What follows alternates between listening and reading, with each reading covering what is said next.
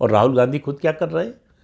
अडानी अंबानी के अलावा उन्हें कोई और बड़ा मुद्दा दिखता नहीं। सबसे ज़्यादा चर्चा अगर उनके भाषणों में होती है तो अडानी और अंबानी की होती है। और कांग्रेस के लोगों को, कांग्रेस के नेताओं कार्यकर्ताओं को ये बिल्कुल पसंद नहीं आता। तो राहुल गांधी अपनी पार्टी के कार्यकर्ताओं और नेताओं के मन की बात और ज़मीनी हकीकत नहीं समझ पा रहे हैं और दोष मीडिया पर मढ़ रहे हैं।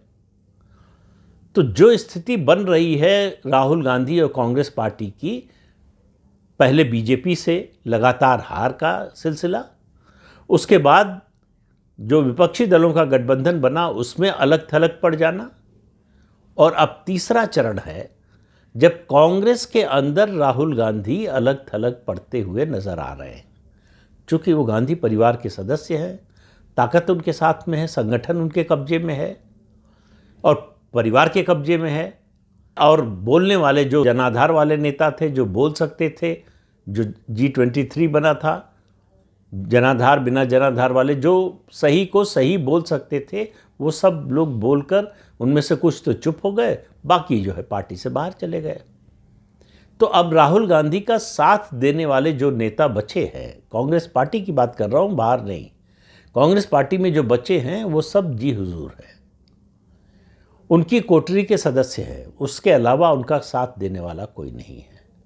और उनके जो सलाहकार हैं, उनकी सलाह आप सुन ले तो आप सर पीट लेंगे कि किसी राष्ट्रीय पार्टी का ऐसा सलाहकार कैसे हो सकता है। सैम पित्रोदा का हाल का बयान आपने सुना होगा कि बांग्लादेशी घुसपैठिए आते हैं तो आने देना चाहिए, वो इल्लीगल तरीके से आ रहे हैं तो भी आने देना चाहिए, हमको बड़ा दिल दिखाना चाहिए। दुनिया में कोई देश नहीं कह सकता कि हम इल्लीगल इमिग्रेंट्स को अपने यहाँ आने देंगे, घुसपैठियों को आने देंगे, और ऐसे लोगों को आने देंगे जो हमारी देश की सुरक्षा के लिए खतरा है, जो हमारी देश की अर्थव्यवस्था के लिए खतरा है। और वो राहुल गांधी के राजनीतिक गुरु हैं, सबसे बड़े सलाहकार हैं।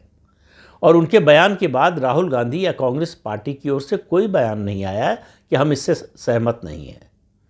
अगर किसी बड़े चुनाव का समय होता तो अब तक बयान आ जाता कि ये उनका निजी विचार है, पार्टी इससे सहमत नहीं है, और उसके बाद जो है फिर चुनाव खत्म होता, सब पहले जैसा हो जाता।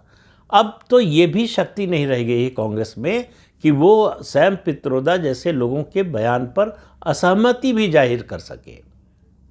तो क्या राहुल गांधी इस देश को रोहिंग्या और बांग्लादेशी घुसपैठियों के हवाले करना चाहते हैं? क्या कांग्रेस पार्टी की ये नई नीति है?